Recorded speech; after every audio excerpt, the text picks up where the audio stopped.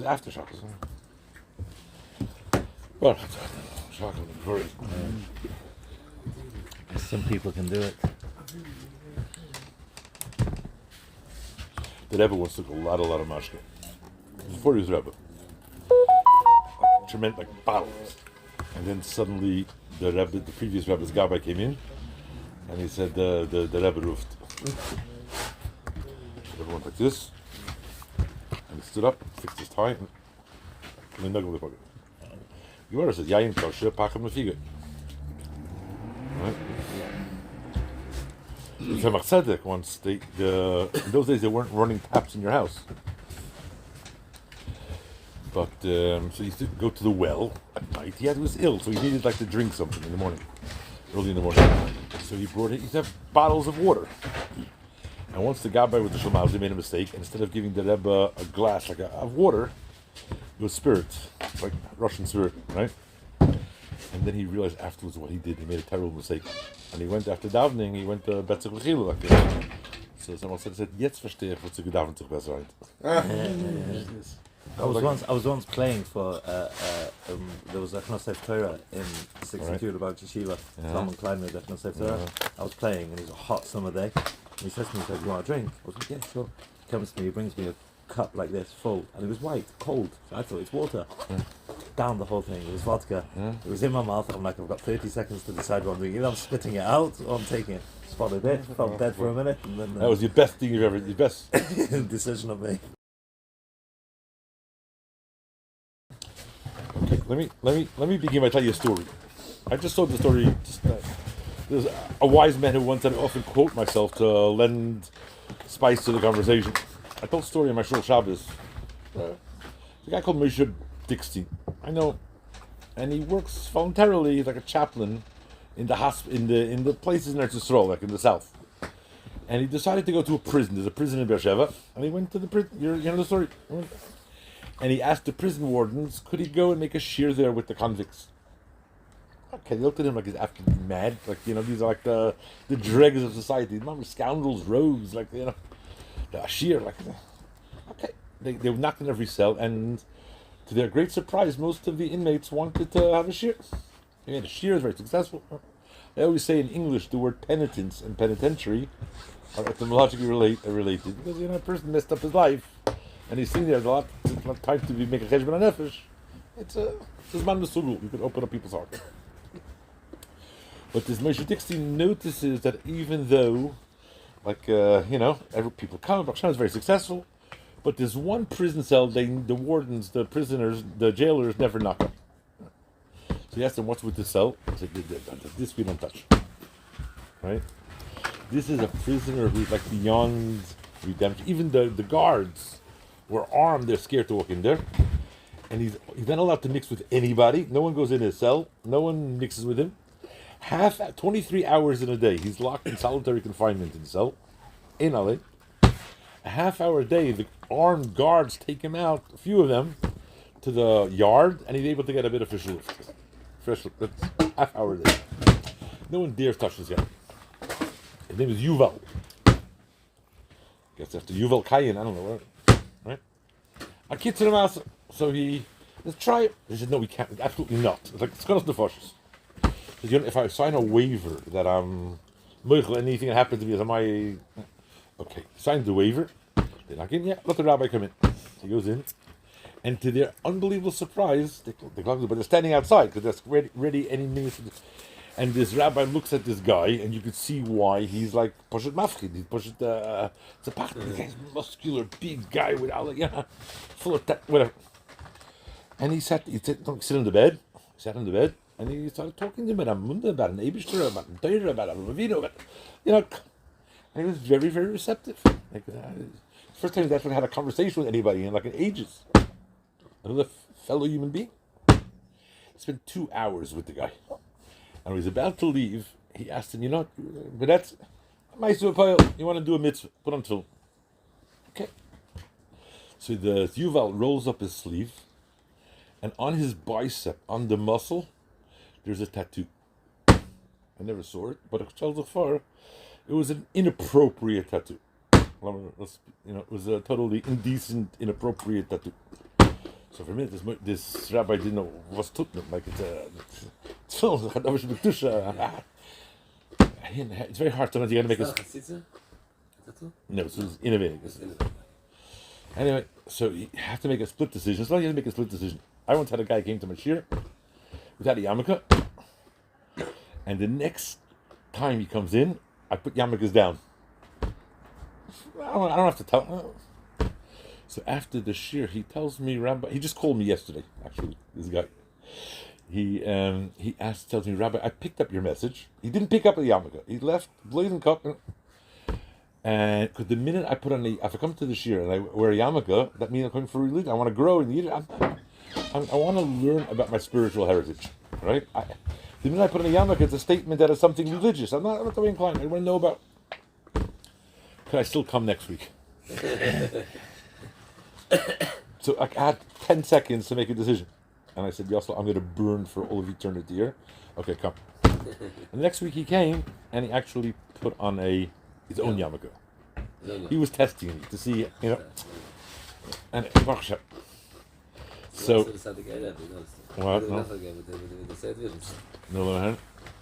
This guy. It's a long history. I don't know the whole history. Oh, the bridge.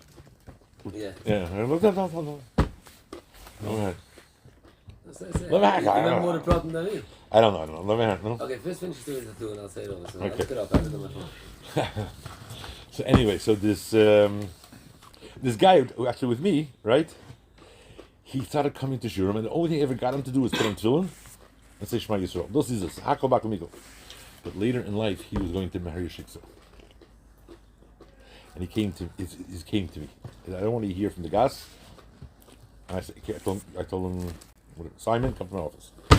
He came to my office, and I spoke to him. I used every below the belt, every guilty conscience. Like, I really, right? At the end, he was in tears. I was in tears.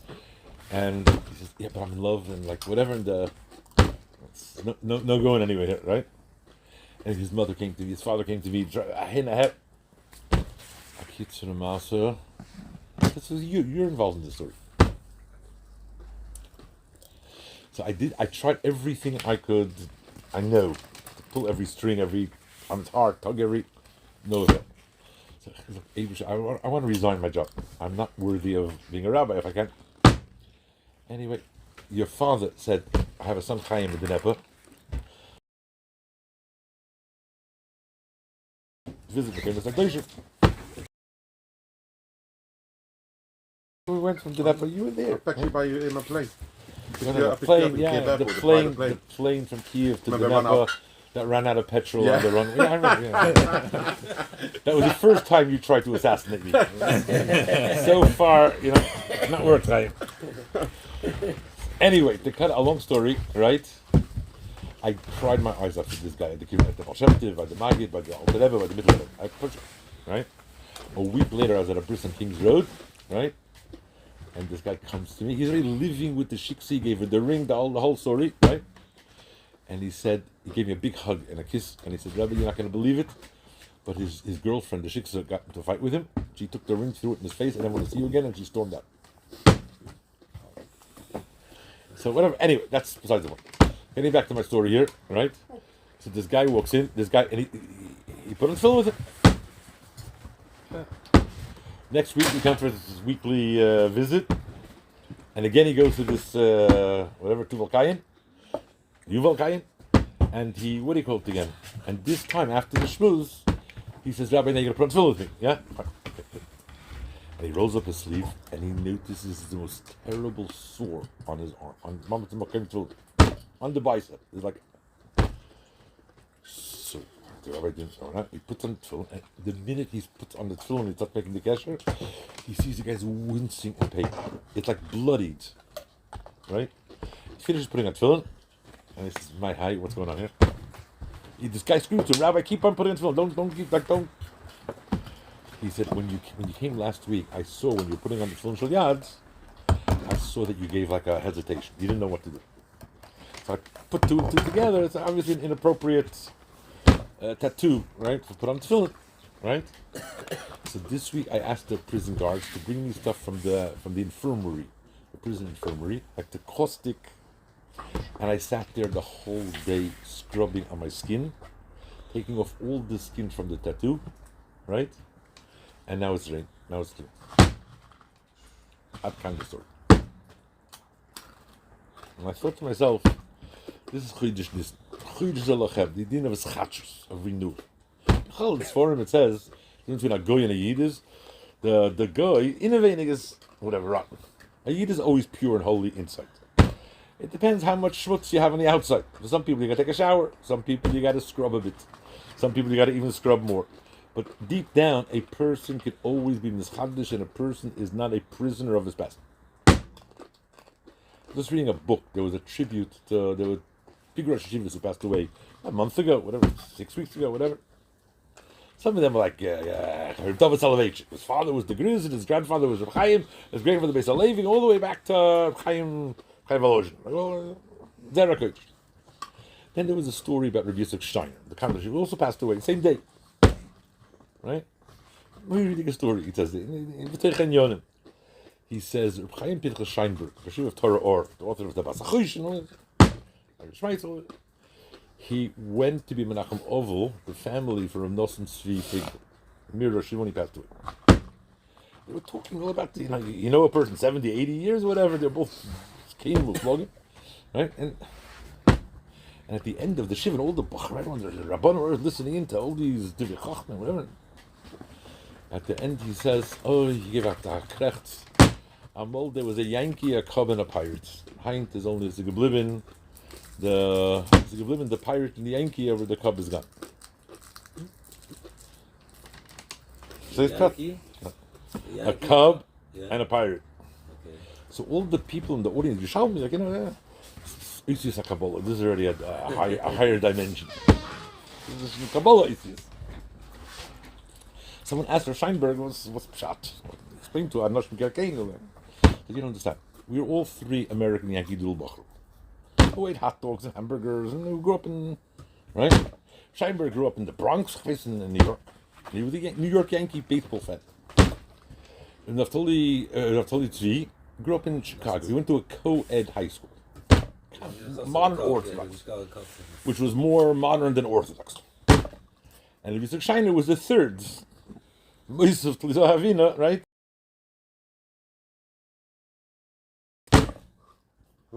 So all these three guys with three American chocoladnik Yankee Doodles, right? They all became famous great Rosh Hashivas. And now Nebuch the Cubs is gone. And this week, the last of the three of the trio passed away. You're not a captive of your past. There's the reason why you break the middle matzah at the Seder. There's the three matzahs of Emunah. There's Emunah ba'ovar, Emunah ba'oiva, and Emunah ba'osid. That's why Kol Zman HaMolek is in the world. Ki Yadal Kes Yudke, the Eibusher's name is incomplete. Only Yudke, not Yudke Vav. So the Svarim HaKadoshim say, from Yudke you can make Hoya, from Yudke past tense, from Yudke you can make Yeh, future tense, but you can't make present. The Ikar and Yiddishkeit is the middle matzah. Hoya. So Nisan is a time, B'chlal, that metamorphosis, a change, of growth. Everyone has to get out of their own personal mitzrayim. So today happened to have been the Helule, the yard site of the Rebbe Rashab. And each tzaddik has a different message, has a unique, what we could learn from their lives. I always tell the story. The Gemara in Baba and see it. The Gemara tells the story that that there was once a Chamifah gave him Siftu Rakia. There was Bachloikis in heaven, right? Harris, whatever, some obscure lore in Saras. What's Allah? Kutrabichu says Tor, and Siftu Rakia says Tomei. So the Gemara says, who's going to adjudicate? Who's going to decide between the night, right? He said Rabbi Bar Nachmani. He's the Boki Ibn Agoy. In time, Rabbi Bar Nachmani. And suddenly they popped the question, and he said Tor. Tor. He passed it like the Eibusher, like Kutrabichu. And as Rabbi, and a baskel comes out from heaven and says, Ashrecha, Rabbi Ben Nachmani, right? That Gufchet at the Torah, the Gufchet Torah, the Yotze Neshmoscha B'Tar. You left the world saying the word Torah on your lips. And a Nofel Piska, a note, a zettel came down from heaven. Rabbi Bar Nachvein is Bakish Yeshiva Shlomo. He's been asked to go restored back to the heavenly celestial academy. So the Gemara says after they got this piska, Nofka Abaye Verov Rabbanon L'Sukkah. Abaye Verov went out to find this body to take him, bring him to Puris Yisrael. He's on the run. He's a fugitive. He didn't know where he was. Until they came by an agam, like a wasteland, a swampland, right? And they saw a bunch of birds flying overhead, like in a circle. That's where he is. So the Chartkever Rebbe interprets this Gemara metaphorically. Where is Rabbi? Where's the Rebbe? Has he left us? Is he with us? When you see the Tzipari, Talmidim, who are gathering together to learn a lesson from the life of a tzaddik, then you know Chosim Duchte. There he'll be found. The Friedrich Rebbe writes, Kabbalah, that when Chassidim gather together at the Prava Helule, it's like the Baal Helule is sitting in front of you. You're giving him a pidyon nefesh, a zettel, a kvittel, right? He's in front of you. So I always think to myself, what would be, like the famous Gemara in Soita? I say this all the time. The Gemara says the Romans wanted to know where is Moshe Rabbeinu buried. Everyone knows he's buried in Har Nevoy. But where in Har Nevoy? No one could find this place. They sent a legion of soldiers, right, when they were on the bottom of the mountain. We know where Har Nevoy is today. You can see if my sister has a house, like in a place called Mitzpeh Nevo. Right? And you can see Har Nevoy from Mitzpeh Nevo, right? And the Gemara says we're on the bottom of the mountain. They all went on top of the mountain.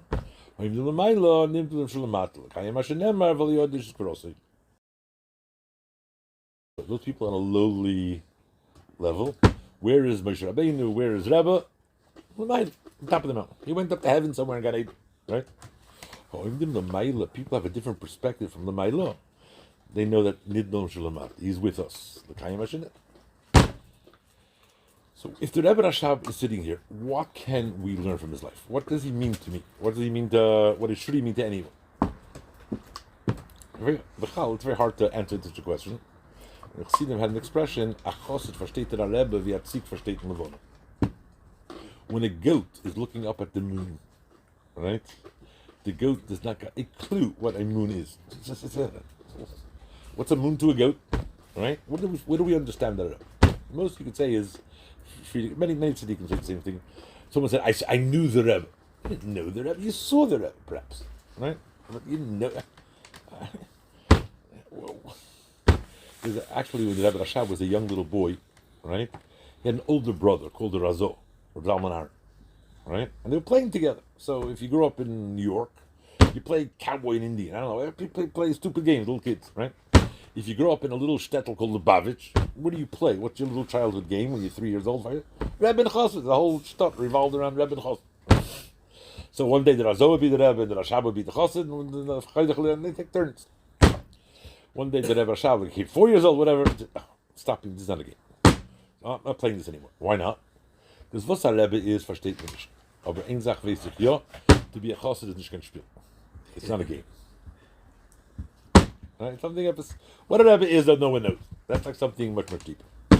But what lesson could we learn? Well, if the Rebbe is just in heaven, like in whatever, it doesn't.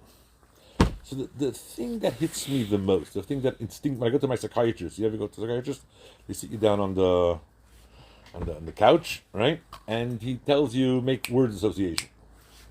So if you tell me Rashab, right? The first thing I associate is Pnimius.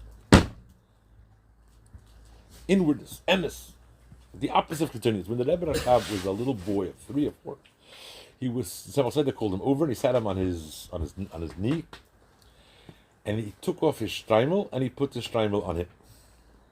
And he said, Mamish the Shver. He's mamish like his father, like my father, like his elder today, right?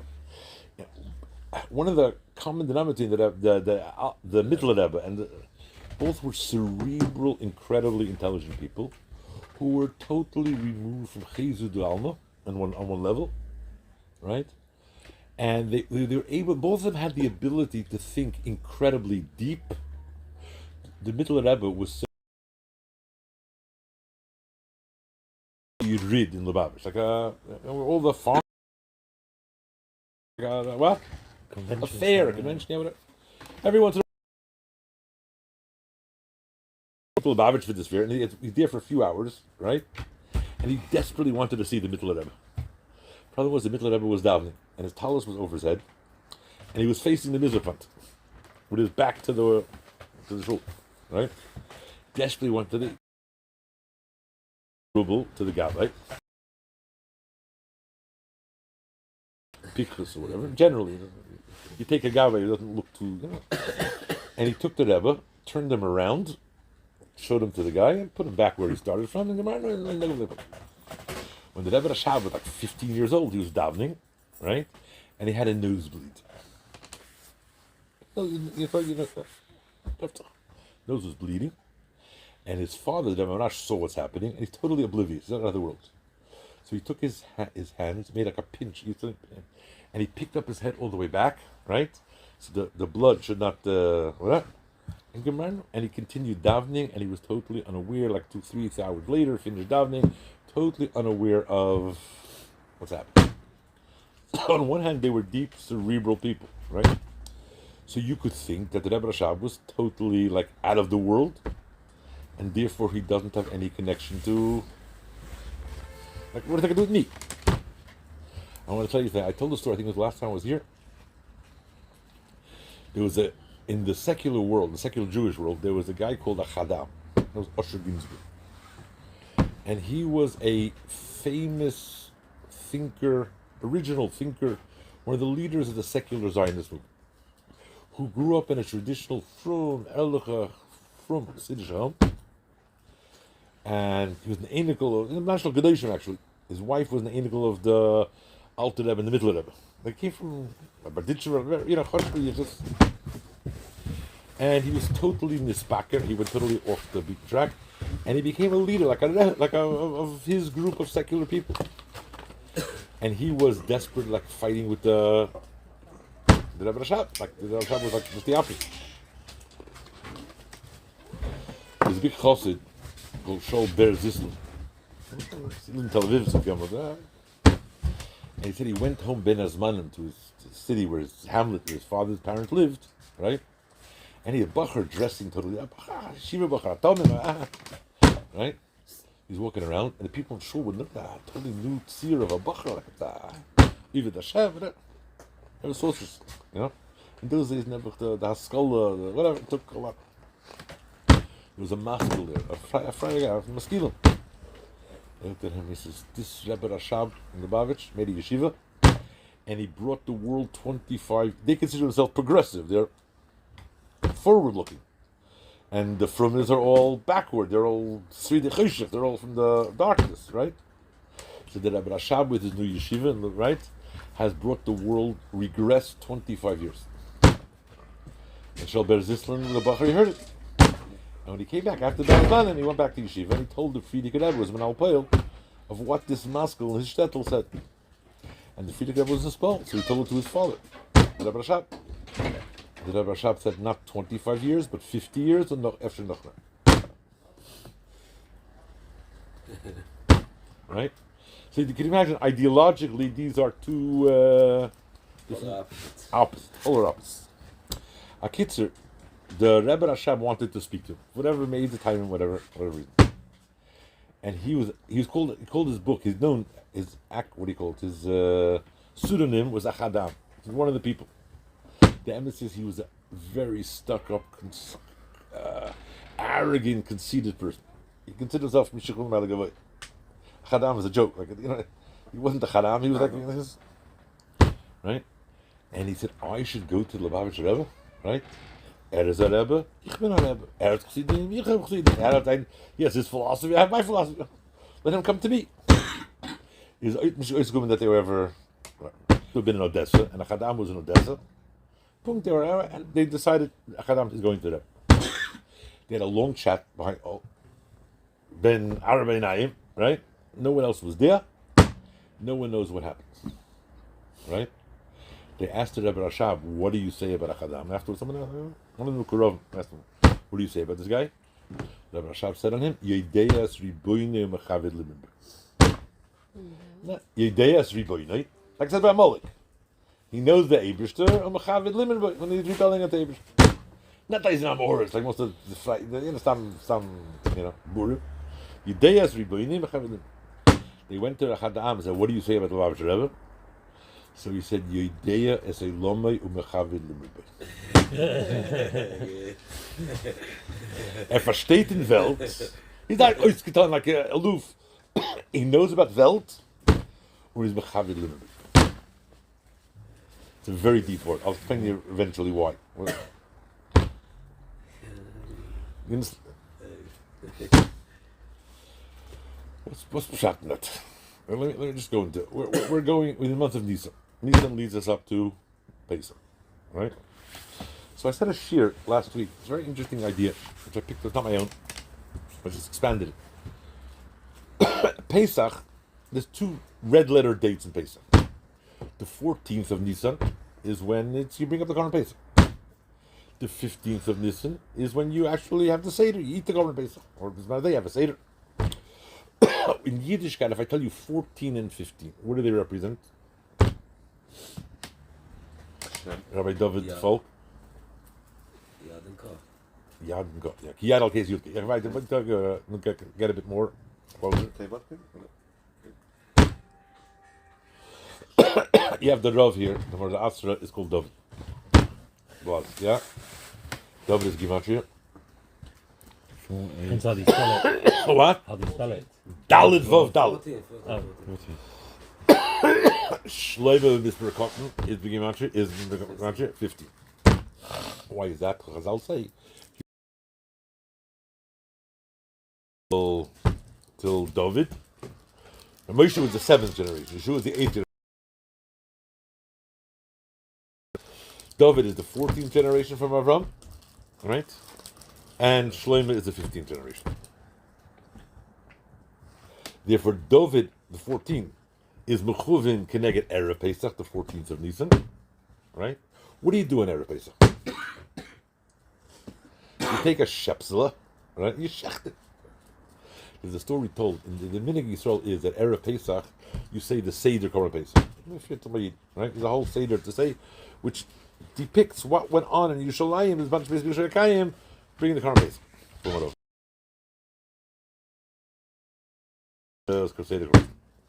One year, Cook was coming to the Kreisel. And they're both.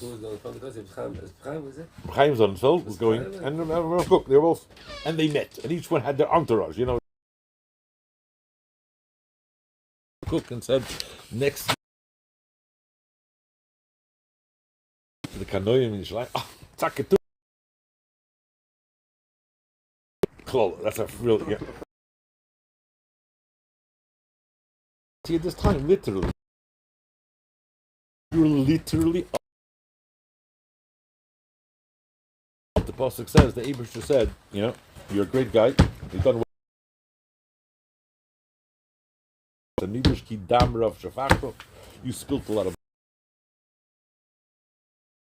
represents blood spilling.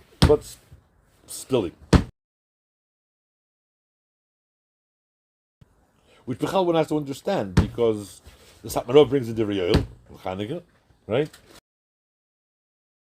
Rishoyim is like bringing the Sochem to the Eibush. They bring up a car. What's wrong with that? The Kotzky used to say, Emes me'eret titzmach, wherever you bagrop sheker from Dortmund Vax Emes, right? You bury. But David is blood. Shloima is what they call Shloima, because Sholom and there'll be Menucha b'yamav. David was full of blood, he was very... He's a doimi, he's red, yeah. David, right? And therefore David is 15. David, in the Zohar it says David is 15, is Kaim Mosir Rabbi Shlomo. The moon, Klal Yisrael is Meinim Levana, Doimim Levana, right? So the moon is waxing and waning, right? And therefore, when it comes to 14, it's not yet complete, you can't build a Beis HaMikdash, right? 15th, Shana Melech, that's Binyan Beis HaMikdash. That's 14 and 15 in general. What do you have? This Erev Pesach is Keneged David, and the Seder, when you sit there at a Seder, Kesudah Shlomo B'Shaitei, like a feast or like royalty, that is the Sudah Shlomo Mil. So the whole Seder is, can I get 15? How do you know the Seder is 15? 15 simonim. Kardesh, Urchat, Karpat, Yachas. How many simanim you got? 15. Kama Mailus Tuvis Lamokim Olin. Hello? How many? Dayenu 15. Dayen. Right? In the Dayenu's Gufa, there's a song, I don't know where it comes from, if it's the Makras Kedusha or not, whatever. Dai Dayenu. Why do you think Dai Dayenu? Because the root word of Dayenu is Dai. And Dai is 14. There's 14 times you say Dayenu. The song. I don't know. I have no idea. I'm just saying, I don't know. But Dayenu, the root word of Dayenu is Dai, which is Yudalda, which is Dov. Right? On the 15th Maila, Ubonna Londo is Beisa Bechira, there you don't say Dayenu, because that's the tach. That's what it's all about. Just like you have your 15 Simonim on the Seder, Kadesh, Urchat, Karpak, and for each one you got to do something. It's a step in the Seder. What's the Seder of 15? Nirtza. What do you do for Nirtza? The step is so. What is Nirtza? I never got that far. Most people never close got their that eyes. Most people close their eyes. There's no activity. There's no mice of a poil, no kuvat say of Nirtza. By the way, Derech Aga, 15 is Yud K. 15 times 15 is Gimatri 225, which is Gimatri Bechir. Bon Olano is basically Bechir. That's 25. Hello? What else do you know about 15?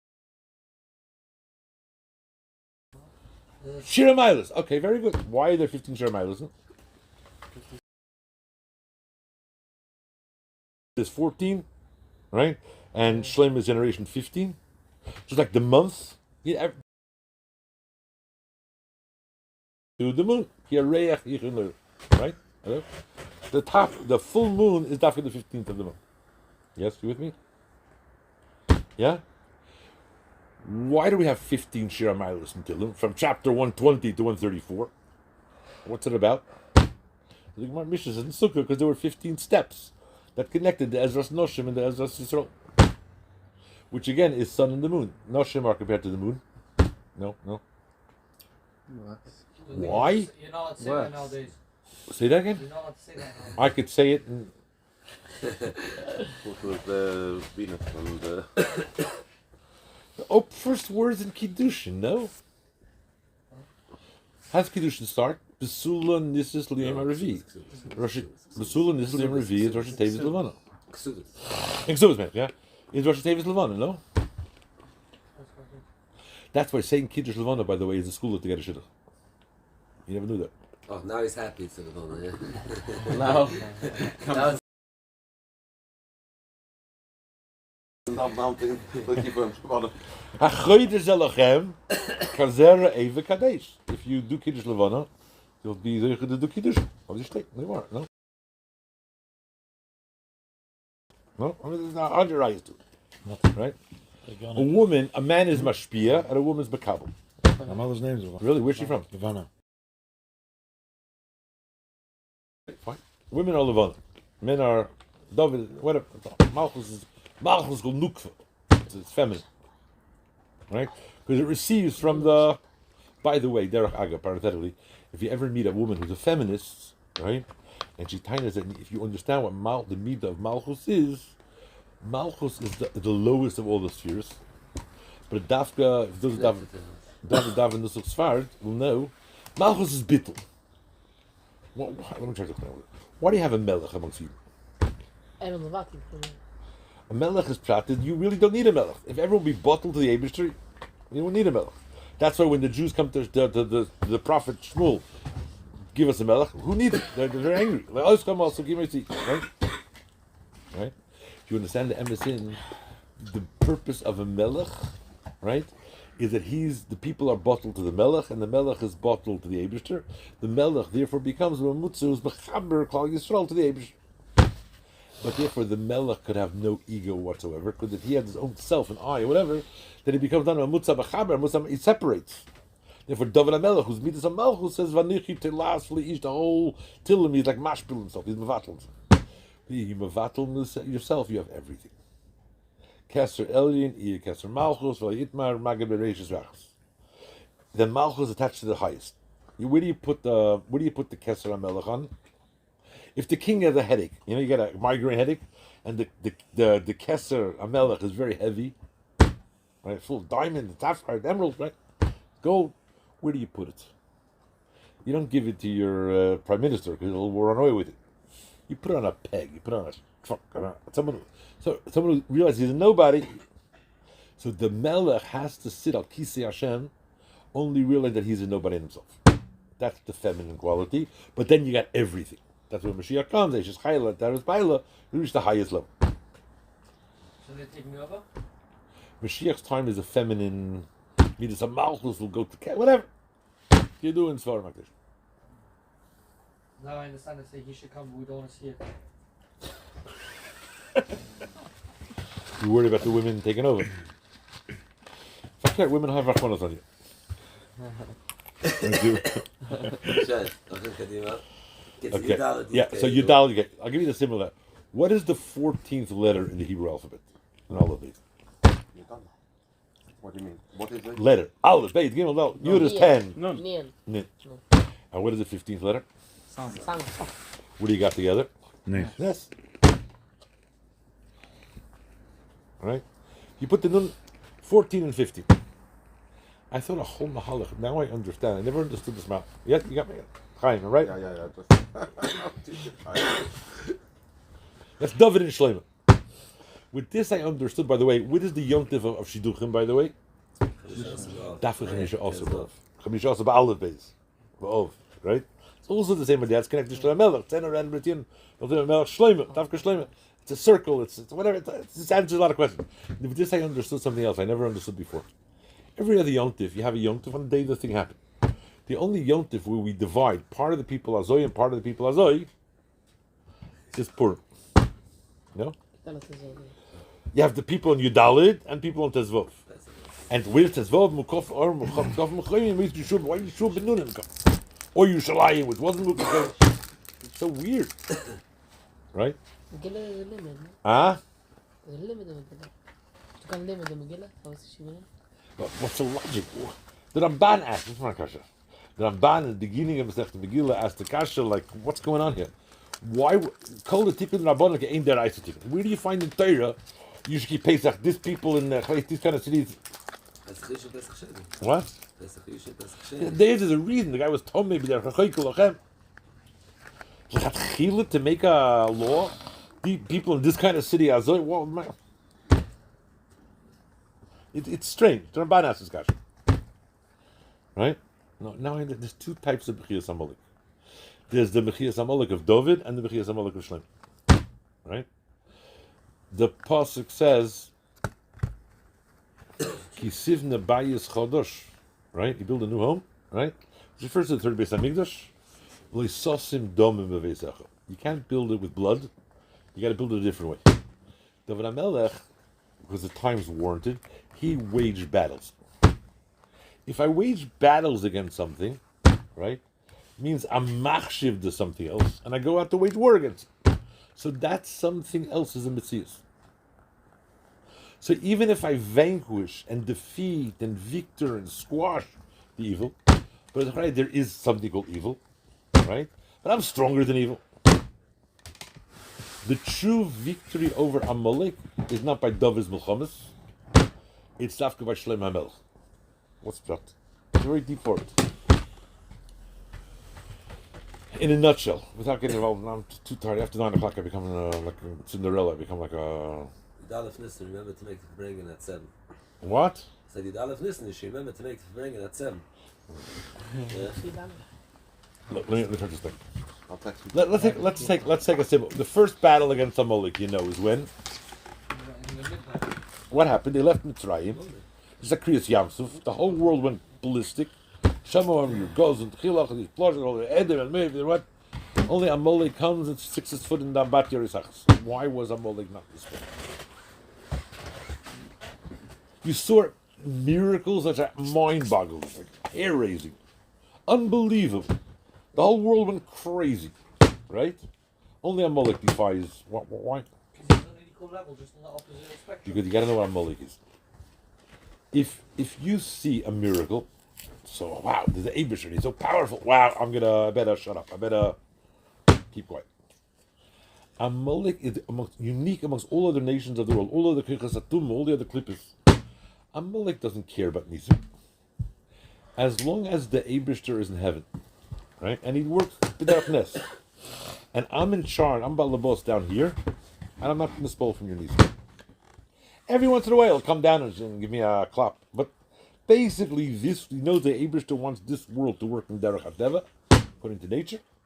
So as long as he's in heaven, somewhere in Atzilus, and I'm here in New York City, I'm fine.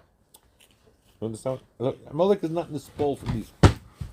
By the way, there's in Chassidus, basic Chassidus 101, there's Shema Yisrael Hashem Elokeinu Hashem Echad, Baruch Shem Kol Chuzul Avod.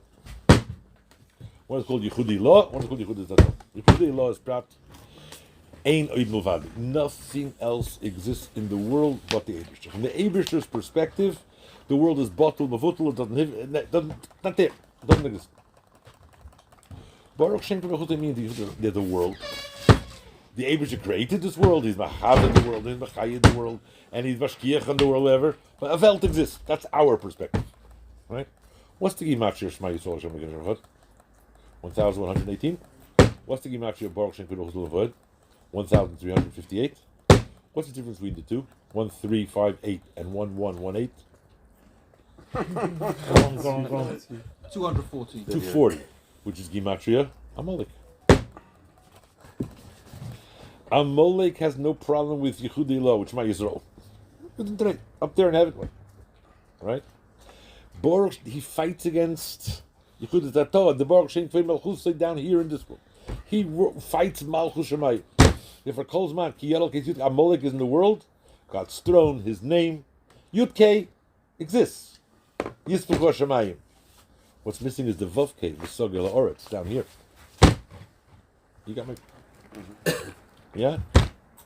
What Yichudi Law has got to do with the 15? I mean, it's a bit No. As long as you're fighting battles, right? That means there's an Eibishter, and the Eibishter is powerful, and he makes Nisim. But, so that's you win battles. That's 14. 15, the Chachma of Shlomo is to take and bring it down, to Mavar the Chachma of Welt, to elevate that. This is like the beginning. That's surrounded with a With what? with the city that's surrounded with a wall. One second. So therefore, there's two ways to fight. The way of Shlomo Melech, that's the completion. Because then you're showing that even the evil, even the Klippe, even the Tzitachra, even the powers of whatever, it doesn't exist also. Your Chachma doesn't exist. Not that you have there's a thing in heaven and a thing on earth. That's what is the punishment of Amalek? Timcha Zecher Amalek. Mitachat Hashem.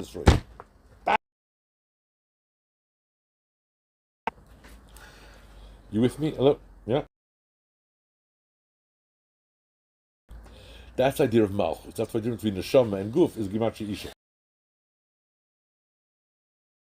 Bringing the Eibishter down here in this world, that is a tach. That's why there's two days for Melchemes Amalek. One is Tamazoi fighting, right?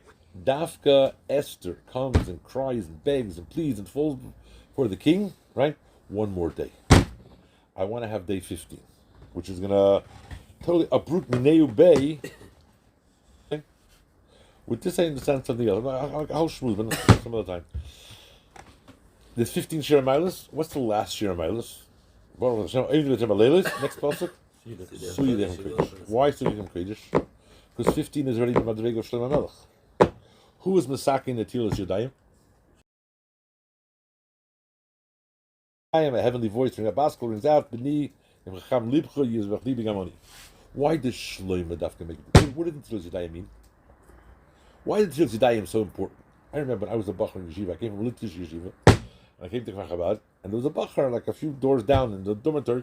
They threw him out of Yeshiva because he didn't sell Zech Negev Vasa by his bed. You know, in the Litvish world, everyone, they get up and they walk to the sink and you didn't sell them by your bed, out of here. You don't belong here. What was so, I'm trying to figure out what was a bit new, in the situation. What's so,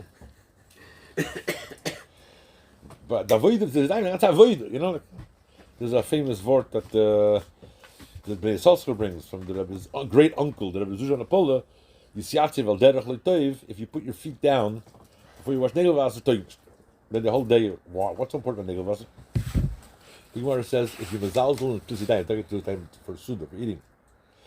Is the Gemara says akil ball it's nekar but oil gefährlich. What's so important? Yeah. Let me try to explain very simply. What's the first thing a kohen did in the Beis Hamikdash when he walked in? Wash his feet. Wash his hands. Why do you wash it? What's so important about washing your hands? If you don't wash your hands and your feet with the key or whatever, off with your head. Your head goes roll. Hello, what's happening? The Rashba said that's what we have to feel Zidayim, like the kohen. What's it all about? Huh? And I'll tell you why.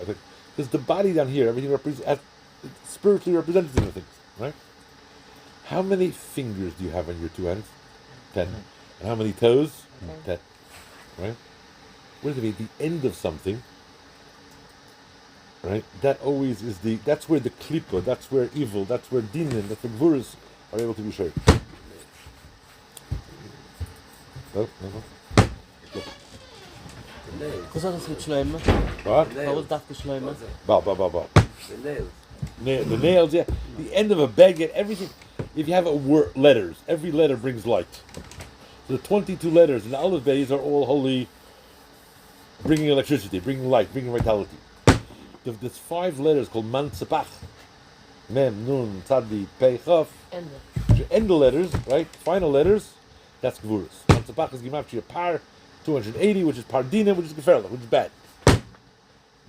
You with me? Anything that ends, that cuts, doesn't allow further flow, that's bad.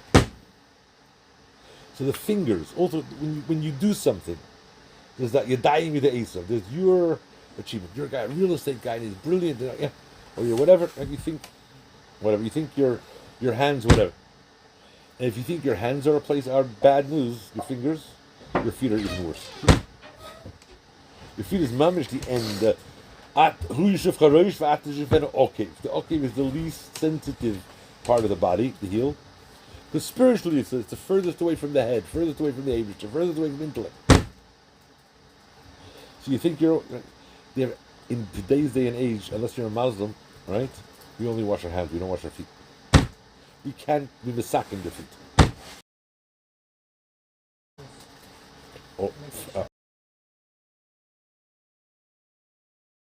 During the weekdays, in Chutz La'aretz, right outside of Yerushalayim, you can only wash your hands. Your hands should be su yedechem kodesh. Pick up your hands to the Eibush. Notice the Eibush which created everything, right? In the Beis Hamikdash, you can even wash your feet.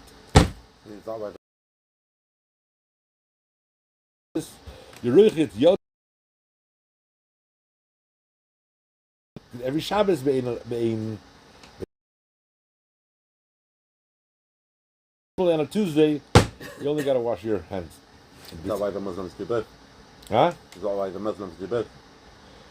Like in the temple. Yeah, that's taken from it. But that's why the keli which you wash from is called the kier. Kier is chaf, yud vav reish. Chaf is 20, 10 fingers, 10 toes. Yud vav reish, 216 is gematria gvura, right? Which is you're elevated. In Shlomo's Beis Hamikdash, he made 10 kiers. To take this idea of kedusha and bring it down into all madrigas, into all 10 spheres, all 10 levels, right? Shlomo is that's the idea of Shushan Purim, whatever. It's like a higher level. They actually tell the story. In Zidat Shoyiv, they never kept the Rebbe's never used to prava when it came to Shushan Purim. Only in Purim they had a tish, no Shushan Purim. Until a simple chassid came to him and said, Rebbe, all the other Rebbes do, you know. Says, tell me, was Noach a tzaddik or not?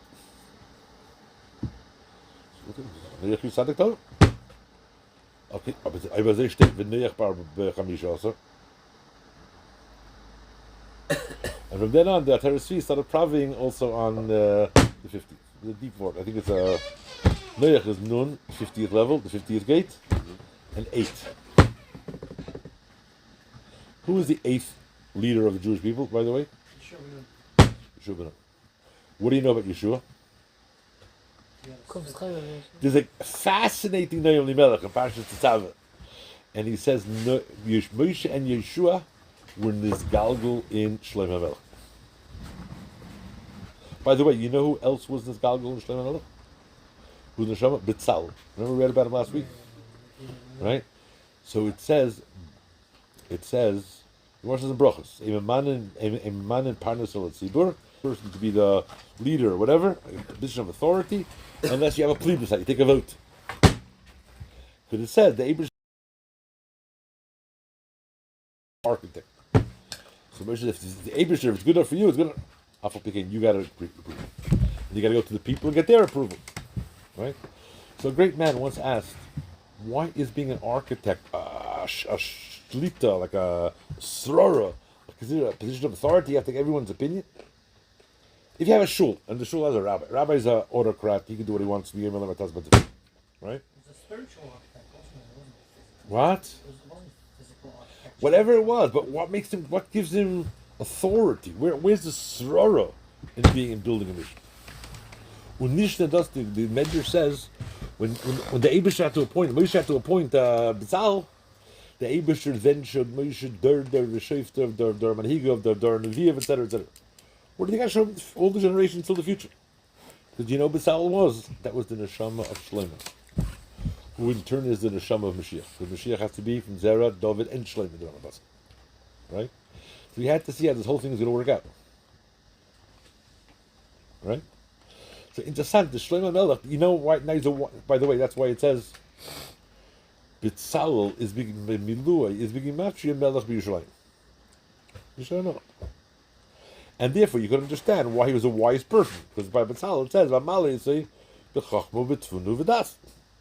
It's, right?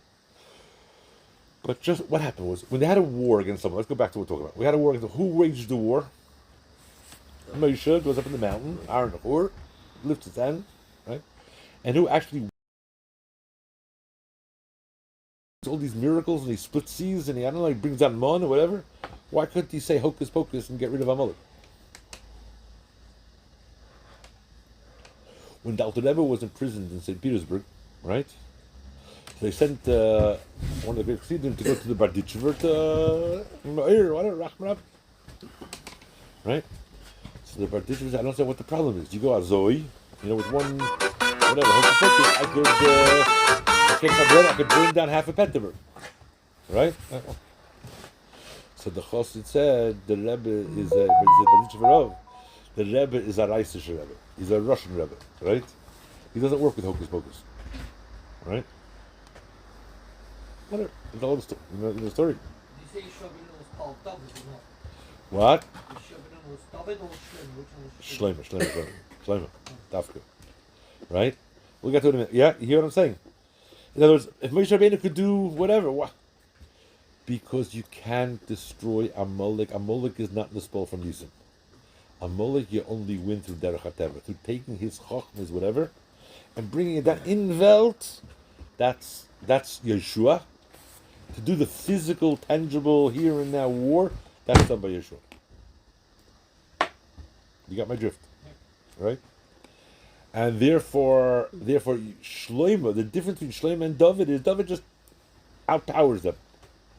Shlomo outsmarts them. And he brings them to the highest levels to get them down into Welt.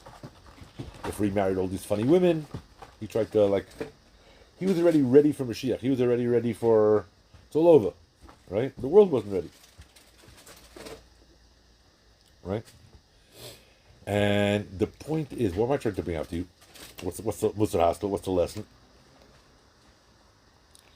In a nutshell, I don't have to matter, but in a nutshell, we live in a world of falsehood.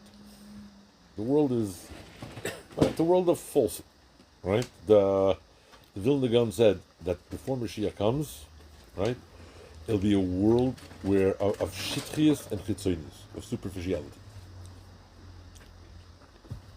I'm not only talking about in the Goyish world, the advertising, the whatever, right? Right? It's a world of superficiality. Very few people, with rare exception, I deal with people with it. With rare exception, is anyone capable of thinking different than the majority. 98% of the people you meet are just sheep, just following whatever. Very few people are able to go against the trend. By the way, you know what? How is it? How do you go against the trend? 1 second. I know a behemoth how it's kosher. Just Simon. How do you know if a fish is kosher? Scales. Sometimes it loses the scales on the way, whatever. You know what the simon is? It comes sheker achin hevel efi, right? Sheker will be chain and hevel will be efi. Not just tell sheker. Sheker will be everything is upside down. There's a Kabbalah from Sholom Ratzfutter, Hashem Kim Damon, right? Who's the son of the Chaim. Before Mashiach comes, 95. There's a terrible thing, a terrible prophecy, it's a Kabbalah from Tzaddikim. Before Mashiach comes, 95% of Torah and mitzvahs will be in the hands of the Samach men.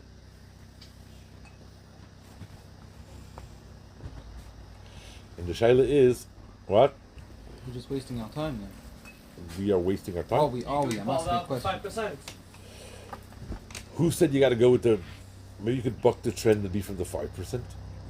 To think independently, think differently, and be a mavakish for truth. I don't know. You know. Quite difficult. Could I be very rude? Yes. It's too young to listen to this. Reb Mendel was my mentor at Tzaddik and whatever. But in Russia, unfortunately, a lot of people in Russia they had a vulgar tongue. They just spoke very grub, whatever. So Reb Mendel used to ask me to do something like, learn this and this and this by heart. And I said, Rebbe, you're asking I need to curse me out, American chocolate, Yankee Doodle, wasted, whatever. And when I said it was it's almost impossible, very difficult, he said the only thing that's easy in life is to push and ice and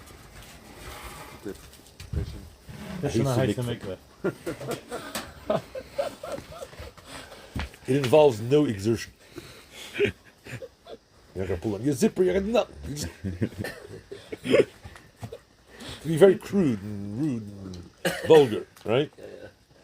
The point is that life is judged, right? There's someone who once said after 120 years you go to Maiva, the Abrish is not going to ask you this, that, the other thing, right? I want to see your scars. What were you willing to suffer for Emes, for Yiddishkeit, for whatever? Are you just going with the flow, or you're a person who's searching for some kirvas, doing what's what the Abrish, what give nachas ruach to the Bashem? How do you know going against that flow is actually the right way? Oh, you may be, going a third of way my dear, sweet, holy brother, right? You may be so, I'm always the expression, a story, Maisis Tzadikim. This chassid will say that his rabbi, this chassid. So the Welt always says, if you go in gleich, you meet others on the same path. If you're in left field all alone, then you're right. It may be a sign that you're totally off the track. You said 95% are going to be getting off the track. Yes, all I'm saying is you can't judge truth or otherwise by what's popular, what's in vogue, what's in style this year. Right? You got to work out things. First of all, you got to rule number one is you got to daven. One of the great Rebbis said that until he was 40, right, he wasn't. And he had the Baal Madrega, he didn't know whether his koiches came from the side of Kedusha or from the other side. Right? And if you want to attach yourself to a tzaddik, to a derech, or some mashpia, whatever, so you have to pray to the Eibishter that you should be miyad rishoyim yatzilim. I shouldn't fall into the hands of whatever, some dubious. Let me try to explain what I'm talking about here. You ever notice when you come to a Chassidish Fabringen, they always serve mashke, right? Whiskey, vodka, whatever, alcohol. I don't see, and you take the alcohol and you say l'chaim. Everyone, the Welt says, why do you say l'chaim on alcohol? Why do you say l'chaim when you have orange juice? They used to give you, before they used to kill you, they used to give you the chaim. No, this truth is very cheap. The Rebbi time why you say l'chaim on mashke, on wine, alcohol. The simple answer is, if you take a good bottle of whiskey and you put it in your freezer after Friday night, right? You had l'chaim between the fish and the soup. You take this beautiful bottle of 24-year-old single malt, right, which you paid whatever, and you put it in your freezer, and you take it out next Friday night at the same time, it will still be fine. Beautiful, be cold and chayed. If you take your 7-Up and your Coca-Cola and your whatever, and you put it in the freezer, you know what's going to happen? It'll be a shtickle ice. The only mashke that's impervious to its surroundings and remains true to its nature of who it is alcohol. And therefore, what do you say l'chaim on something that's true to itself? Something that blends in with the environment, the surroundings, that it is elepnish. That's existing at best. To be alive, to be able to say l'chaim on it, you have to have something which is able to transcend and to rise above the surroundings. Very often, I don't want to be like disrespectful to other people. Very often, a lot of Yiddishkeit today is based on sociology, not on Yiddish. Mendel was once in hospital on Shabbos, right? And whatever, it's not a geschmack, not the most geschmack place to be. And he met in the corridor. He's walking around. He met in the corridor. I see this here. Yishalmi. Who's Rabbi Arlach? And he's so broken. He's miyush. He's mamish. Just usually davening. You ever done by Rabbi Arlach? Oh, that's davening is good. Davening is davening. Kudel is mamish. What? Yeah. The windows are shaking. The place on wheels. Like 3,000 people screaming top of their levaida. And everyone's dressed like with the Shalmi, whatever. It's the streimel with them. It's like really, you feel Shabbos. Looks very nice. And it looks very nice. And this guy is never. I'm not knocking him. This poor guy is stuck in whatever it's called, in a Karen, right? And he's wearing a hospital robe. And not just going stamel, not just going dos. He's lost. He's ein alein in like a totally alien environment. Right? And Sir Mendel tried to be menachem a bit. I was like 14 years whatever in Siberia. I also didn't have a streimel in Siberia. But a person who's a pneumistic person, that's like mashke. Wherever, you could be in Siberia, there's no better freezer in houses than in Siberia. Right? But if you're emes, you rise above and there's an Abish to there. That's why they say as well, the Oren was called Oren 8. No. It was covered in gold from inside and from outside. But the thing is that on the inside there was the wooden one. And you can try and hide where. If there's wood inside, it's still classed as coronation. Who sold you this? Nice words. Ultimately boils down, if I ever lose my path, I go back to alcohol, my compass. That's right. So what are we meant Rabbi, to say finish to him. Keith? The point is, right? What did Rabbi Mendel say to the... He's menachem that a great American president said, the Gemara says, Yochid v'rabim halacha garab. The Gemara is very economical with words. It could have just said halacha garab. It's not like Kedarki Bakodesh. This was his, the halacha is not always like the rabbim. When Yochid v'rabim, the Eibishter is Yochid v'yuchid with the rabbim, then the halacha is like the rabbim. If the Eibishter is not with the rabbim, then who cares? Not like truth is not decided by plebiscite, by votes. Do you know what I'm saying? The shaila is, to what extent is a person attached to the Eibush?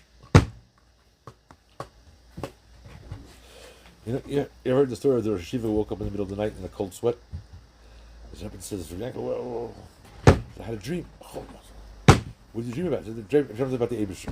So why are you so nervous? I suddenly dreamed about it, I haven't thought about him in 30 years. There are a lot of people, who live their lives in so-called whatever, but the word Eibishter doesn't come into their. I've had discussions with big Rabbonim, Mechabrim, who are geniuses in what Max Weber, the sociologist Max Weber, called. They're experts in divine incorporated, technocrats of divine incorporated, right? when it comes to the idea of Eibishter, Welt, like we discussed an issue in the Amunis V'Deis and Ashkafas Hayadus, that the level of discourse is at a 4th grade. I found this, especially in Manchester. There we go. No, it's in Manchester, like, the Choyka, the Tzimtuk B'Shuti or not. In Manchester, Kuliyama made the Tzimtuk B'Shuti. Somebody said, if you want to see what Manchester was like in the 1900s, come here now. Nothing's changed. There was an American actress who once said, when it's 3 p.m. in New York, it's 1938 in London. Well, there also. Yeah. The point, you gotta, when do you attach yourself to the Abishur? First of all, you have to learn about it. You have to learn Svorim that deal with pnimius, with depth, with profundity. And you got to think about it. And that's when you daven. That's when you type to daven, close the door, daven one-on-one with the Eibishter, say some tillim, shed a tear. Person has to try to be mevakish, just to come to some level of a one-on-one relationship with the Eibishter. This is what Yiddishkeit is about. It's not like the English people think it's ceremonies and the shul and that. It's having a one-on-one. When the doors are closed, when everything is not there. When you strip them all. Shouldn't daven with the minyan then? What? Shouldn't daven with the minyan. Why is it? It's a very fascinating question. Shemon Esrei, when we talking directly to Hashem, right? Yeah, I got that. Yeah, Well, but the you minyan. know what? There are some big rabbis that never daven with the minyan. What? In Bridgewater, Time of the minion in a separate room, whatever, for reasons. Amshinoff doesn't daven with the minyan. Ever with a minion? Yeah, He sure. doesn't daven with the minyan. Sure he He davens with davens the by minyan. himself. What I was Who is there. this? do you mean? He davens by himself at stupid o'clock in the morning. Depends Davens- when. No, no, at 2 Yeah. o'clock in the morning, he has hundreds of people there Who is waiting. this? Who is this? And they're not Sure, davening though. Sure they are. That was Sure it. they are. I was having down to them. What? 2 o'clock in the morning when No, he's doing not as mincha. tashlumens. Not as tashlumens. Whatever. Let's say Okay, whatever. Listen, first of all, Rebbe's. Happy. Hello. Rebbe's got nothing to do with us. The Rebbe's are different, whatever. There's Tassara, Sanefesh, whatever, they have their own cheshbon. There's certain people pick the best teams from the Rebbe's, the best teams from this one. That's a different story. So you can ask the question, hello. You know, all the friar people, hello. Fasting, I'm a Vishnitzer when it comes to. I got it. Someone once said all the friar people that I meet, like the real friar people, they all ask me that same question you're asking. Like you know, what? I can daven much better, right? So why should I come to shul and daven holy law? I would daven with greater kavanah if I daven. She was Chavasio, it says so. Who? Chavasio. Chavasio says the whole takon of mini was down more bekavanah. Okay, fine. So I always answer them. So tell me, the guy who answers me, when was the last time you davened? It's about connecting. Because if you wait to be inspired and then you'll do it, right? We have an expression in America which says you jump off the mountain and you make a parachute on the way down. If every day you say Ashrei, right, 3 times a day, right, and then you ask yourself, well, this is a joke here. I just right. So then there's perhaps a chance that you'll say Ashrei, like I mentioned. If you're going to wait to be inspired to say Ashrei properly, you'll be waiting a long time. There's an old Chinese proverb which says, "He who waits for roasted duck to fly into mouth must wait long time." Doesn't happen, right? If you keep on horoving, you keep on trying, and then eventually it's. But I'm not in any way dismissing. So you know what some people do? There's someone I know, a Choshverov, and he advises Rabban. He spoke to Rabban once, and like a rabbinical meeting. He said every once in a while, either you're Rabbi, you have to daven the tzibur. Every once in a while, once a month, whatever, close the door and daven one tefillah and cry your eyes out. Or daven with tzibur. Yeah, then you can daven. Then you can say tillim. You can be misbeided. You can do what you want. There are ways and means around it, right? So here's perfect. You daven on your own here when there's meant to be a minyan. Perfect shul. You're 100% right. Shuls are not so conducive the way shuls are today in many places, right? I'll tell you, can I be rude? You're not gonna like this. I go crazy. I'm a Lubabitch, so I'm very different than everyone else and the rest of humanity. I know intellectually I can tell you all the sources or whatever, When I see people like glancing with the uygin and going with the hands as I go, I don't like it. I don't like his spilers could say like when the people, right? I want to know. Can I be rude? All of these, in certain types of shuls. So I don't want to be mechanics be better eating. But certain times in shuls, I try to daven there and the Shemana Esrei is like 300 years. I'm sure they mean well, right? So on Purim, someone told me that there was a little yeshiva, and there was a bacher in the yeshiva, Iluyish cup, like an eyes in the cup, right? And he was upset. The Iluyish Abiluyim, but he used to daven very fast. The Mashgiach was going crazy for him because he used to daven like whatever. So the Mashgiach is trying to get the people to daven as a erlich, like a bentera, right? And this guy is like, "Hey, Iluyish cup." His mind was Drogat used to daven the fastest in the minimum. He was the Rav, and people were there when he was Rav in Leningrad when he ran away from Dvinsk in the First World War. He was the Rav in the Chassidus shul in Leningrad, right at the Merton, and he was the first one in the minyan to finish Menasr. So the Lubabitch said, "Rebbi, you're the Rav. The Rav has to go to Sholom last, right?" But like it's a bizoyin, right? Okay. So he says, "What should I do?" Fine, I'm asking, "What should I do?" He says, "Have more kavanah." So shouldn't have the more kavanah already. There's lack of them. So the emphasis His mind worked much faster than the average person. So this is Louis Shabacher, right? His mind worked faster, and he used to finish first. Mashgiach wanted to give him mussar. Aber gehasten the Bechir the best bacher in the yeshiva. He couldn't just give him mussar azoi. So he went over to him and said, "Had a chakir in halacha. What happens? It's winter time, and a person said Baruch Aleinu, right? And he made a mistake. And instead of saying the same Talmud Motel of Bracha, he said the same bracha, and he finished the Shemana Esrei and went Oizer Sholom, but it's still Techadei Dibur Baruch Aleinu. Does he have to chazer over Shemana Esrei or not? Oh, but the bacher was the Iluyish guy who was sharp on his tongue. I had a similar chakir. What happens? The person's winter time, and the person came to Baruch Aleinu, and instead of saying the same Talmud Motel, he said same bracha. And then 3 hours, whatever. Then afterwards, he finished Menasra. And by the time he finished Menasra, it's no longer winter time. You not good for life.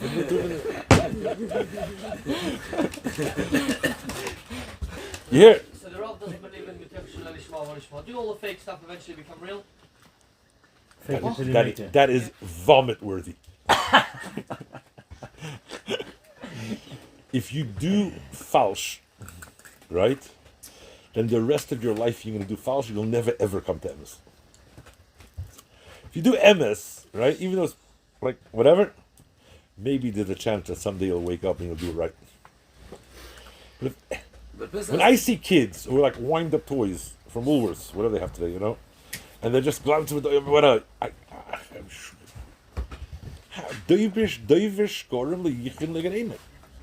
you say you're standing in front of the Rabbi. If you're Shemana Esrei, I'm trying to be rude. If you're Shemana, this is my own personal opinion. It's Yossi Chazan. I'm not talking in the name of anybody. This is my own personal, right? If your Shemana Esrei in its tzibur is any longer, I don't know. Maybe you Baruch Hashem, you never ever daven b'yichidus. Kol hakavod. I know there was a guy in London, Lubabitch. I'm from the Helule, I'm different. I think I have a whole million of Helule in my shul. There was a guy I know, right? He passed away in Michigan, He from Russia. My son ended up in his house for Sukkot. Don't even ask. He was on a flight going from New York to Manchester, and he had my little Vanessa with him, right? And they were diverted to Cardiff. It was a snowstorm, right? After Sukkot, a crazy thing, many years ago. And he ended up in London, in Heathrow Airport, like an hour before Yom, 2 hours before Yom. There was no way to get to Manchester. So his Rebbetzin is the great uncle was Moshe Katzenbergen. So they had nowhere to go. They're stuck in London. They went to his house, right? Imagine you come into a guy's house. This happened in David to another guy, and he went to his house, right? And he's been living in this house for 20 years. 20 years living in this house in Stamford Hill. And he asked him. He was late because he got out of the airport, whatever. He's davening shachars, and he says, "Fetter, which way is Mizrach?" And you're living 20 years in your house and you don't know which way Mizrach is. That's godless. I can't say that I won't know which way Mizrach is out. Leidel, Davinenu, Trefzach, you didn't make the minion, you got a plate, whatever, you had a cold, whatever. And to live in a house 20 years and you don't know which way is Mizrach. You can Shachar, you can Mincha, you can Ma'ariv. You never ever in your life 20 years daven Yichid. I once came to Bob with Smedish in Borough Park on 48th Street. Sauce million Nazar. A what? Bob of where? Bob 48, the big Bob That Bob, yeah. They have that in million, million until Chatzos. I walk in there and I see You know the story with Bob? and I go to the corner, I was walking by and I see in the corner a very choshev rob, very big rob. Right. Probably never missed the 7 o'clock minute in the shul. Right. Standing there in the corner, I was like, petrified, with davening, you know. Right. I just spoke. Right. He woke up next one day late. And what's the He decided he doesn't want to miss Minyan. Right. So he never went. It didn't pass to me, you know. You went to Bob. You have to go to that one because you don't want to miss Minyan. Okay. You don't want to miss Minyan. You probably never missed Minyan as that. Okay. You know, there's a Thomas from the Kotzke, you want to say for Ezer Leo. Have it. So say, oh. See, that's the Pashas Vayechi. There's two reasons why people daven fast. Right. The one reason people daven fast is because davening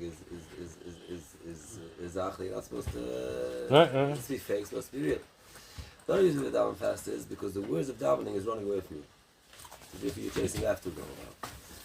It says the work of a person is to make sure that you're getting closer to not fake davening this way, not fooling yourself that you're more real because. In Kuss, he's done very fast. Right. In Chabad, he's done very slow. So that's okay. Chabad, for hours. Hours. So they said a Chabad chassid and a Pshischa chassid met, right? And they each took. So he gave Mashal Ma'adover Doima, right? You're on a coach, right? And there's an Indian outside, and they're shooting arrows. The faster you travel, right, the less chance that you'll be hit by an arrow. So it tends to speed up davening. In order you should have just go. You work yourself up, you psych yourself up, right? You vermeuchend, whatever, you go up and right, and then when you daven, you get to Chabad. The Chabad Chassid said, good Mashal. If you are in the carriage and the Indian is on the outside shooting in, what about if the guy, the Shegitz, is with you in the carriage? Doesn't help to go faster. Beat him up, throw him out, and then you can go right there. Says Philosom Maheris Kabel. My dear, sweet, holy Rabbi Shushan. That's like all these very will get you nowhere in life. So they say as well, an express train, a train that gets you there faster, Yeah, is more expensive. right. Right, it's the same. Daven fast. Therefore what? Moscha. That doesn't work. That doesn't quite work. That doesn't work. You get paid more for it. It doesn't work that way. So Zaina said, I'm not worried about how you fast or slow. There's two different drachim. I'm not getting involved in that. But I'm like, it's newest things that are not emes. Can I tell you a story with the Rebbe? I walk into shul, I see people punching the Eibishter, angry, screaming, you know. My uncle, my shver had an uncle. He was called the son of Gedai. Odom Godel, you know, he was the Rav and the Bobover and the Blujever, all the big Rebbes and whatever. He's Odom Godel. I can tell you stories about him, like, you know, he told the Blujever Rebbe the day he's going to die, like 6 months before he passed away. He was healthy. And like, you know, he once was in Siberia, right? He was in Russia, running away in Asian or Russia, and there's a katzer there. Someone was shechting a bit sheep they found, whatever. And he had a shaila, and he went to the Rav, and he passed in he knew it's a mamash ksor kiss. His mamash like, you know, it's like there's very little to eat, you know, it's like and he knew it's a hefsid merubah, like a, oh, but this was a shai, he passed in treif, he just couldn't take kosher. Meanwhile, there was another Rav in the camp, who was a Kal, you know, Rabbi doctor or whatever, and he took the array or whatever, took whatever it was, he took it to the other guy, and he took kosher. Okay, on such a matzah, one Rav's not, he's going to make it, right? He took the katzah home. That night, the foxes, the wolves came and ate up the whole, and in the morning only was bones. And they saw that he paskin, a good emes Rav, you see a siyata d'shmai. There was once in Manchester, just Derech Agav, in Manchester, there was like a label Turk. Label Turk, you know? He went to Karnak, came straight. He became Shech in Karnak. Lubabitch, he was a Shech for the Bezin, many years. And one time with the Shlachtos here in Manchester, and they had the striker, one of the tongues from the behemoth got mixed up a treifa amongst a bunch of other koshers. Like it was a hefsin, fairly hefsin, but it's a. So they called him Zalman Shimon in New York, right? There's a Rav in 77 like in Lubabitch, and he said take one randomly and you just throw it out, and the rest are kosher. Afterwards, the guy in the shlach place realized he made a simon on the behema, on the carcass, right? He made an X on the tongue. That was his word. It was 100 behema, 105, 10 behemoths, let's say, right? And they couldn't figure out which one is the treifa one, right? And it's not bottle, right? But then he afterwards he threw out anyone random, right? And then they realized he made his X on the tongue. So they went just for the heck of it, just to see what happened. And the one they threw out, that was the one with the X. And Emisarov, right? So this uncle, my shver's uncle, the son of Gedayin, right? When he was a younger man, he was a zitzer by the Tfilah Tzaddik in Bluzhev. Bluzhev was like his grandfather was the Rav in Bluzhev. Anyway, so he used to daven with great slavos and a bren, whatever. One day the Tfilah Tzaddik walked into the Besmedrash and he saw the zitzers, the Yimelite, who were learning by him, whatever.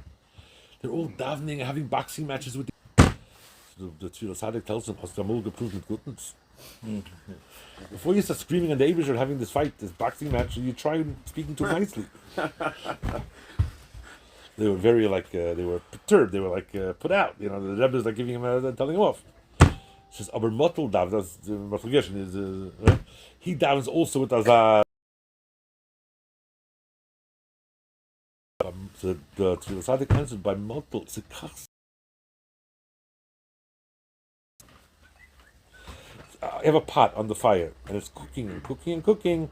Eventually, it's going to boil over. What you see on him is that which is boiled over. But it's not that a person puts himself in a mode, l'chatchila. Do you know what I'm saying?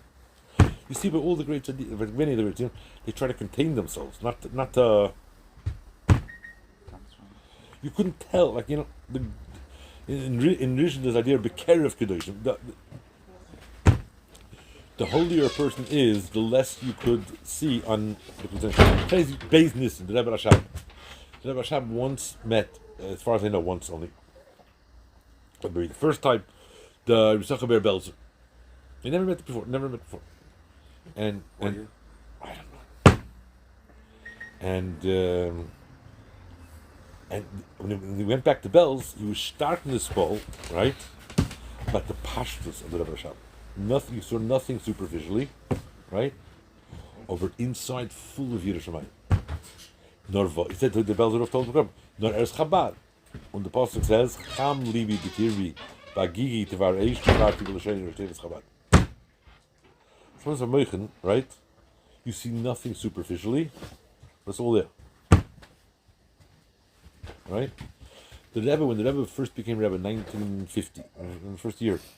So there was, people used to be very friendly, all different ages, and everyone got on. There was a guy in Crown Heights had a relative who was a Satmar in Williamsburg. And he was spending Shabbos with his relations in Crown Heights. A new Rebbe in Lubabitch, he said, davening 770, check it out. So he, davening at 770, and the Rebbe walks in. No, Steinmel, just dressed like down-brimmed hat. And it comes to davening. Nothing. He doesn't know. No tnuis. No nothing. No vowel. No screaming. No. He was decidedly underwhelmed. He was not. Anyway, at the Sukkot Shabbos, what do you think about new Rebbe? He didn't know that people were polite. They're very nice. What? No. This was Lubabitch. That's a different story. I'll tell you in a minute. That's a different story. Right? He was just. That night, this Satmar guy had a dream.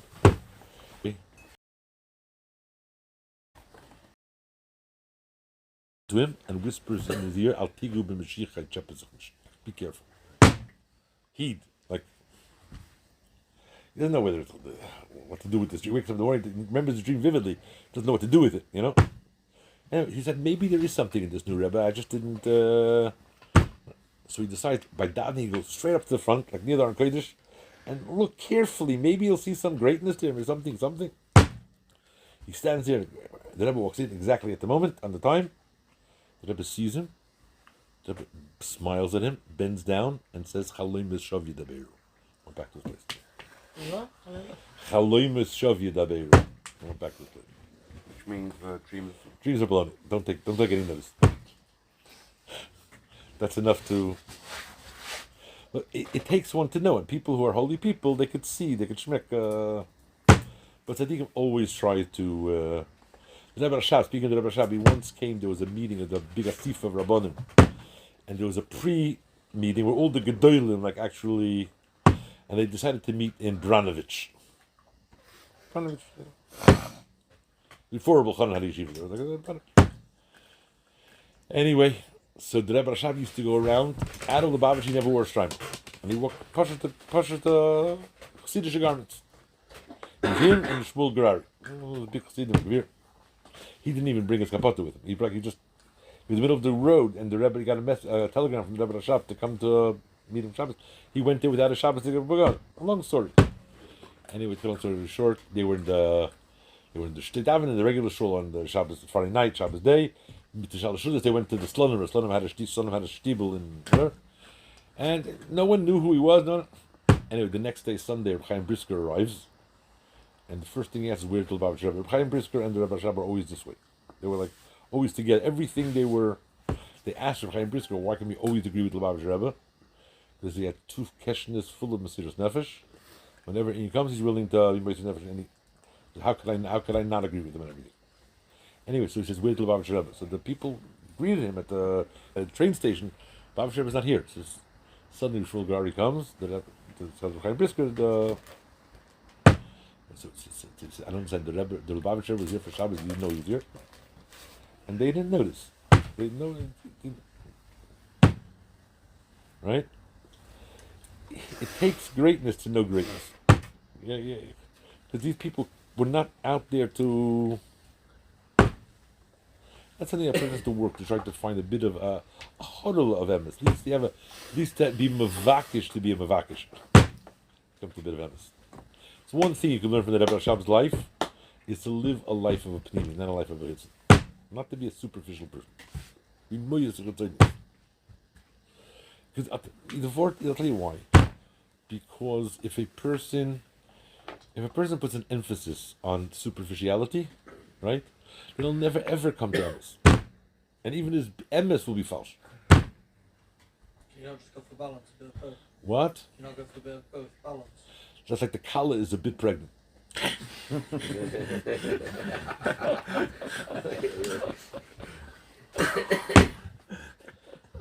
There's no such thing. Either emes or sheker. Can't be a bit emes or a bit sheker. L'chaim.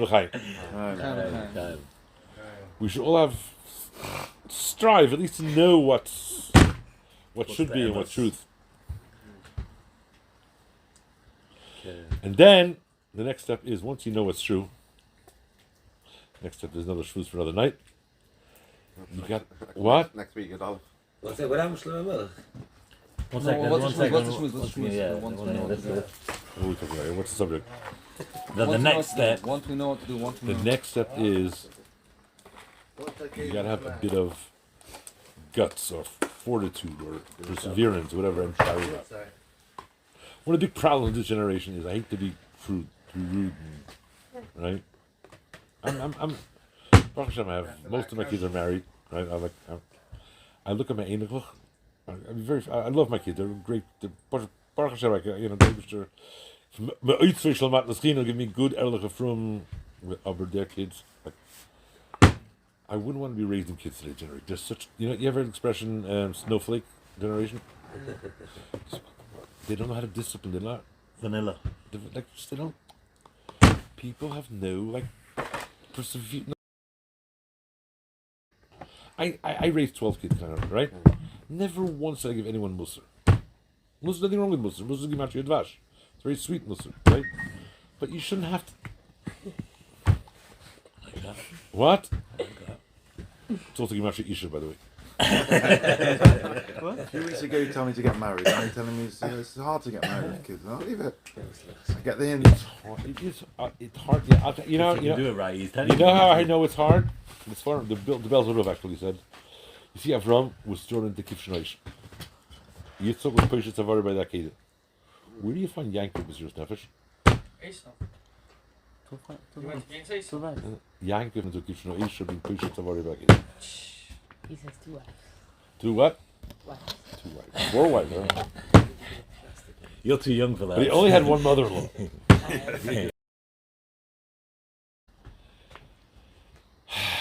But you have to raise kids to give them a certain.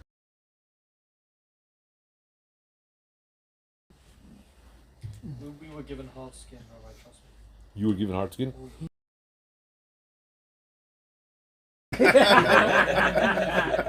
Oh. I know, it's getting devious and Cassandra, that's what's going on.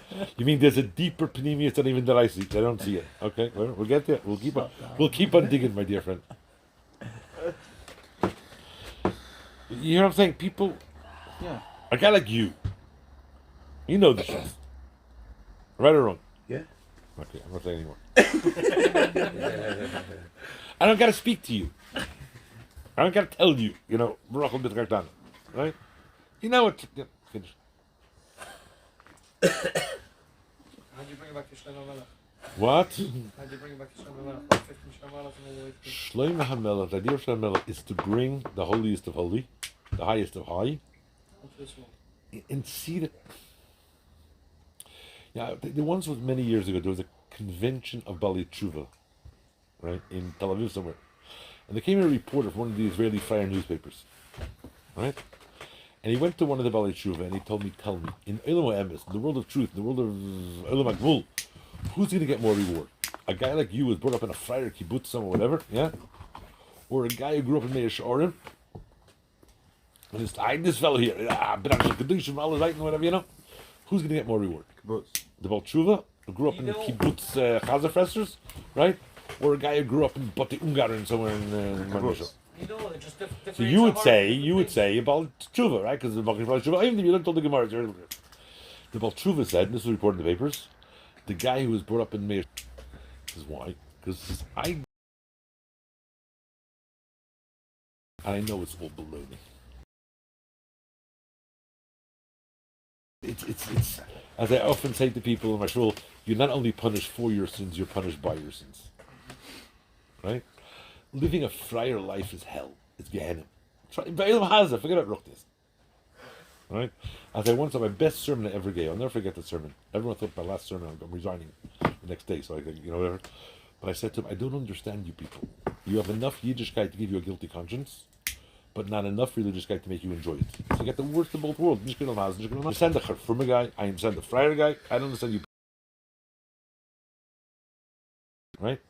You have no nachas, you have no, you have drugs you could already. What kind of life? You know what I mean? I understand the cheeseburger with the chicken. Right? I don't understand these people like Nothing thing? On a serious. that. Let me just add. I understood the point you made. Yeah, okay. I want to tell you something. A few weeks ago, I gave a sermon. My shul, we're very, very strict about COVID, right? Very.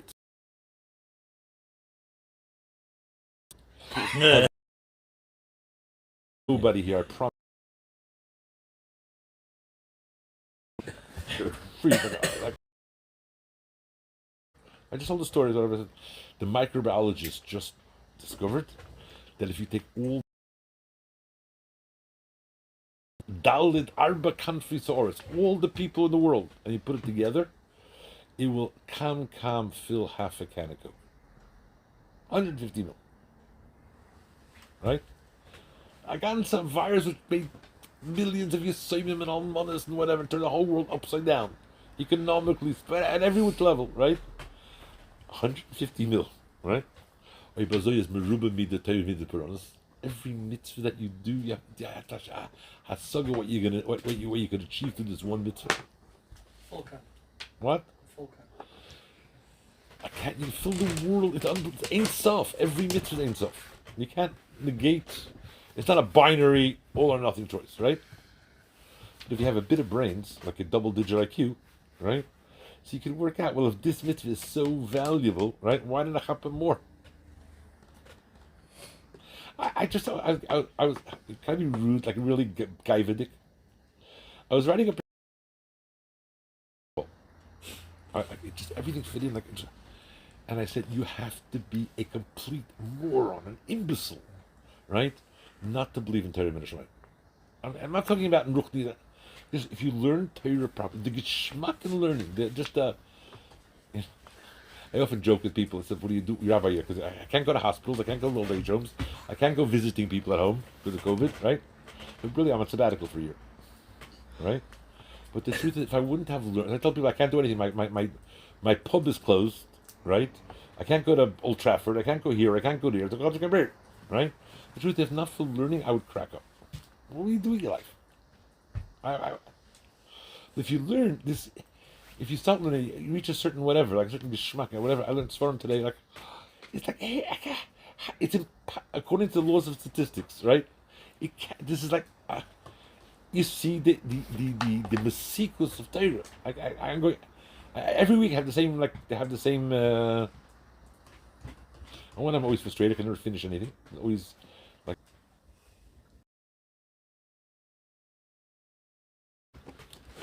The shayla is, it's like every bar mitzvah I tell the same story. There once was a king and he had one daughter, Bas Yechida.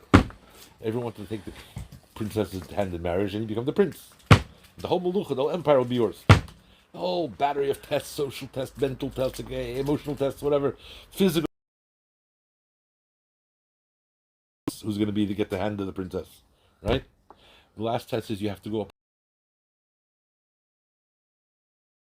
the ladder and you're wearing a suit of metal, of armor, like in the olden days.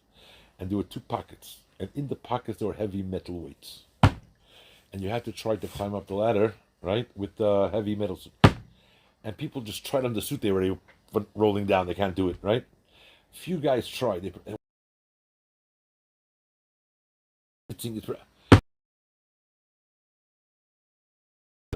Dehydration must be doable. And by the but he went 51st wrong. Weighing on him, his weight being schlepped down, and suddenly, like about the 150th rung, right? He just with a hand came from the top of the ladder and schlepped, and in no time he's up the top. And all the bells in the king ring, this the new prince has been chosen. So afterwards, when he got down off the ladder, he says to the king, "Your Majesty, I have 2 questions. First of all, why, when I started going up the ladder, it was so difficult, and then it became so, in no time I got to the top, right? And why did you make us wear this ridiculous suit of armor with the metal weights in the pockets?" And the king smiles and says, "Because on top of the ladder there was a magnet." When you were far away, you had a schlep and a lot of exertion. You came to a certain point, and then the magnet schlepped you when you're there. Same thing with you. I tell everybody mitzvah word, So if not, Okay. Okay. I said, if you go gleich, you meet others. Life initially, you got to invest something, right? No deposit, no return, right? But eventually, you see the geschmack, you feel it, you can't see otherwise. L'chaim, l'chaim.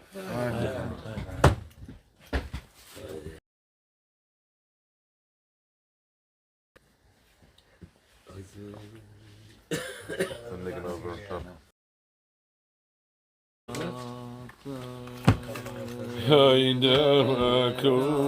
So, hello.